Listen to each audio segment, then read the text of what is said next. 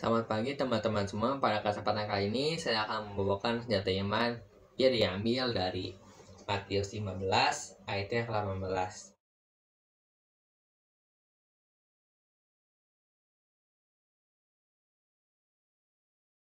Tetapi apa yang keluar dari mulut berasal dari hati, dan itulah yang menajiskan orang.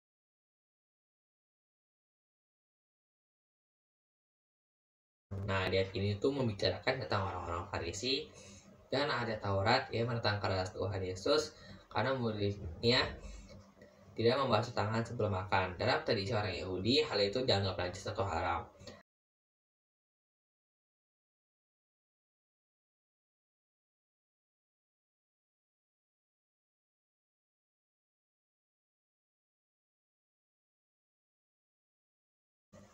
Di Kisah Rasul 10 ayat 13 berkata, Kira-kira pukul 12 tengah hari, naiklah Petrus ke atas rumah untuk berdoa. Ia merasa lapar dan ingin makan. Tetapi sementara makanan disediakan, tiba-tiba rohnya diliputi kuasa ilahi. Tampak olehnya langit terbuka, dan turunlah suatu benda berbentuk kain lebar yang bergantung pada keempat sudutnya yang diturunkan ke tanah. Di dalamnya terdapat berbagai jenis binatang berkaki empat, binatang menjalar dan burung. Kedengaranlah olehnya suatu suara yang berkata, "Bangunlah, hai Petrus, sembelihlah dan makanlah."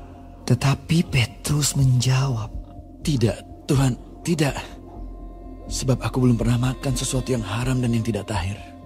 Kedengaran pula untuk kedua kalinya suara yang berkata kepadanya, Apa yang dinyatakan halal oleh Allah, tidak boleh engkau nyatakan haram. Hal ini terjadi sampai 3 kali. Dan segera sesudah itu terangkatlah benda itu ke langit. Petrus bertanya-tanya di dalam hatinya, apa kiranya arti penglihatan yang telah dilihatnya itu. Sementara itu, telah sampai di muka pintu orang-orang yang disuruh oleh Kornelius dan yang berusaha mengetahui di mana rumah Petrus. Mereka memanggil seorang dan bertanya, apakah Simon yang disebut Petrus ada menumpang di rumah itu? Dan ketika Petrus sedang berpikir tentang penglihatan itu, berkatalah Roh, "Ada 3 orang mencari engkau. Bangunlah, turunlah ke bawah, dan berangkatlah bersama-sama dengan mereka. Jangan bimbang, sebab aku yang menyuruh mereka kemari." Lalu turunlah Petrus ke bawah dan berkata kepada orang-orang itu, "Akulah yang kamu cari. Apakah maksud kedatangan kamu?"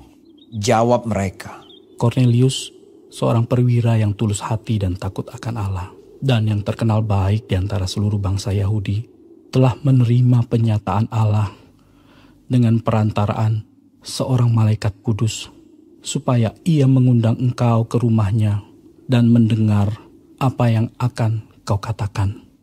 Ia mempersilakan mereka untuk bermalam di situ. Keesokan harinya ia bangun dan berangkat bersama-sama dengan mereka, dan beberapa saudara dari Yope menyertai dia. Dan pada hari berikutnya sampailah mereka di Kaisarea. Kornelius sedang menantikan mereka, dan ia telah memanggil sanak saudaranya dan sahabat-sahabatnya berkumpul. Ketika Petrus masuk, datanglah Kornelius menyambutnya. Dan sambil tersungkur di depan kakinya, ia menyembah Petrus. Tetapi Petrus menegakkan dia, katanya, "Bangunlah, aku hanya manusia saja." Dan sambil bercakap-cakap dengan dia, ia masuk dan mendapati banyak orang sedang berkumpul. Ia berkata kepada mereka, Kamu tahu betapa kerasnya larangan bagi seorang Yahudi untuk bergaul dengan orang-orang yang bukan Yahudi atau masuk ke rumah mereka. Tetapi Allah telah menunjukkan kepadaku bahwa aku tidak boleh menyebut orang najis atau tidak tahir. Itulah sebabnya aku tidak berkeberatan ketika aku dipanggil, lalu datang kemari. Sekarang aku ingin tahu, apa sebabnya kamu memanggil aku? Jawab Kornelius, 4 hari yang lalu kira-kira pada waktu yang sama seperti sekarang, yaitu jam 3 petang, aku sedang berdoa di rumah. Tiba-tiba ada seorang berdiri di depanku, pakaiannya berkilau-kilauan, dan ia berkata, Kornelius, doamu telah didengarkan Allah, dan sedekahmu telah diingatkan di hadapannya. Suruhlah orang ke Yope untuk menjemput Simon yang disebut Petrus. Ia sedang menumpang di rumah Simon, seorang penyamak kulit yang tinggal di tepi laut. Karena itu, segera kusuruh orang kepadamu, dan dengan senang hati engkau telah datang. Sekarang, kami semua sudah hadir di sini, di hadapan Allah, untuk mendengarkan apa yang ditugaskan Allah kepadamu. Lalu mulailah Petrus berbicara. Katanya, Sesungguhnya aku telah mengerti bahwa Allah tidak membedakan orang. Setiap orang dari bangsa manapun yang takut akan Dia dan yang mengamalkan kebenaran berkenan kepadanya. Itulah firman yang ia suruh sampaikan kepada orang-orang Israel, yaitu firman yang memberitakan damai sejahtera oleh Yesus Kristus yang adalah Tuhan dari semua orang.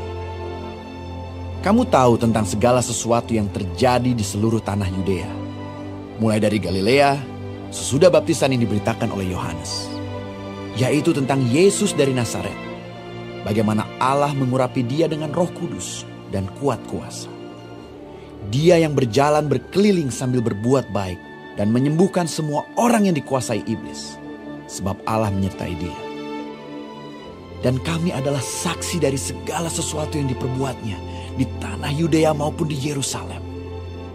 Dan mereka telah membunuh Dia dan menggantung Dia pada kayu salib. Yesus itu telah dibangkitkan Allah pada hari yang ketiga, dan Allah berkenan bahwa Ia menampakkan diri bukan kepada seluruh bangsa, tetapi kepada saksi-saksi yang sebelumnya telah ditunjuk oleh Allah, yaitu kepada kami yang telah makan dan minum bersama-sama dengan Dia setelah Ia bangkit dari antara orang mati. Dan Ia telah menugaskan kami memberitakan kepada seluruh bangsa dan bersaksi bahwa Dialah yang ditentukan Allah menjadi hakim atas orang-orang hidup dan orang-orang mati. Tentang Dialah semua nabi bersaksi bahwa barang siapa percaya kepadanya, ia akan mendapat pengampunan dosa oleh karena namanya. ketika Petrus sedang berkata demikian, turunlah Roh Kudus ke atas semua orang yang mendengarkan pemberitaan itu. Dan semua orang percaya. Dari golongan bersunat yang menyertai Petrus tercengang-cengang karena melihat bahwa karunia Roh Kudus dicurahkan ke atas bangsa-bangsa lain juga.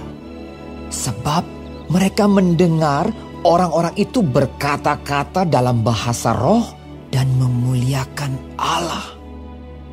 Lalu kata Petrus, Bolehkah orang mencegah untuk membaptis orang-orang ini dengan air, sedangkan mereka telah menerima Roh Kudus, sama seperti kita? lalu ia menyuruh mereka dibaptis dalam nama Yesus Kristus. Kemudian mereka meminta Petrus supaya ia tinggal beberapa hari lagi bersama-sama dengan mereka.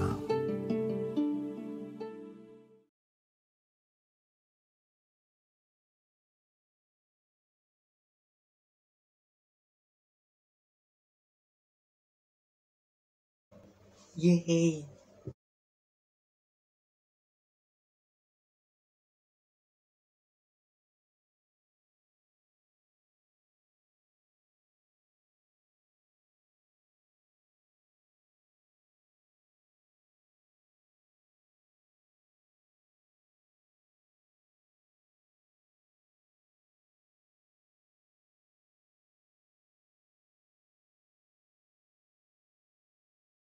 Yang membuat kita camar atau najis berasal dari hati yang jahat. Contoh perbuatan jahatnya adalah pembunuhan, perzinahan, pencabulan, pencurian, sumpah palsu, dan hujat. Itu terdapat di Matius 15 ayat yang 18-20. Itu yang menajiskan orang. Tetapi Tuhan Yesus berkata di Lukas 6 ayat 45, orang yang baik mengeluarkan barang yang baik dari perbendaharaan hatinya yang baik, dan orang yang jahat mengeluarkan barang yang jahat dari perbendaharaan yang jahat. Karena yang diucap mulutnya meluap dari hatinya. Amsal Salomo 4 ayat 23 berkata, jagalah hatimu dengan segala kewaspadaan, karena dari situlah terpancar kehidupan. Jikalau hati kita isinya Tuhan, maka kita akan memperoleh kehidupan. Tetapi jikalau isi hati kita bukan Tuhan, melainkan game, kesenangan, maka kita akan menuju maut.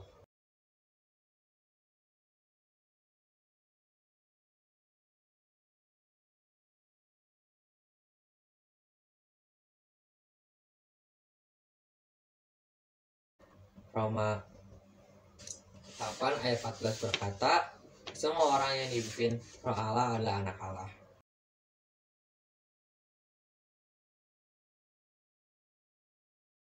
Marilah teman-teman semua minta tolong kepada Tuhan agar kita diberikan Roh Kudus. Terima kasih telah mendengarkan. Tuhan Yesus memberkati.